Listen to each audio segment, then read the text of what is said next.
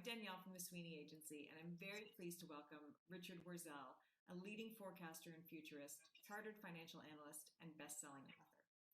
In his highly customized live and virtual events, Richard challenges organizations to think differently about the future and about their role in it. He provides key tools that people can use to leverage change and identifies the most important factors affecting businesses right now. Richard, one of the reasons we at the Sweeney Agency love working with you so much is your ability to customize every presentation that you do. And so in speaking with you like this, it feels like we're having a coffee together. But what can you tell us about your virtual presentations that you're working on at the moment? Well, I can tell you one thing right off the bat is a virtual presentation is not the same as an in-person presentation. Mm-hmm. And anybody who gives the same presentation as they would from a stage is going to be doing themselves and their clients a disservice. Mm-hmm. For example, when you're talking to a virtual audience that's scattered around the continent or around the world, Anywhere really, yeah. It's going to be a problem if you become too long-winded. Because aside from anything else, like you'll notice that my body language is very vertical. I'm deliberately not moving because that would be a distraction. Mm-hmm. Whereas normally I'm very yes. Very dynamic. And I use body language quite deliberately.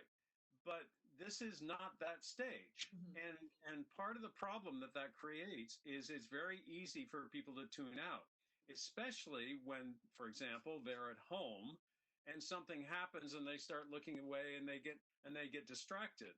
So a virtual presentation has to be one that is, excuse me for saying so, has to be a little bit like Sesame Street. You have to assume that the audience has a shorter attention span because there are things that are competing for attention. Mm-hmm. They're not sitting in a darkened conference room surrounded by people looking at the stage.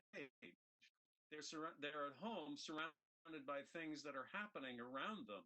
So you have to constantly be reaching out and snagging their attention back into the screen. You have to give them a reason to do that. And what that says is that you have to have presentations that are more interactive. Mm-hmm. You can't have somebody stand up and give a 1-hour presentation. You have to hit a topic, hit some high points, invite involvement, Mm-hmm. and then move on to the next part of the presentation. You can't just give a speech. Mm-hmm. Speeches are dead. But that also means working very closely with the conference organizers to make sure you're hitting the parts that they want.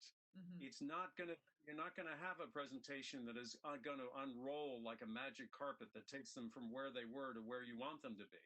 It's more like an interactive game where they achieve things and that allows them to move on to the next stage of the game.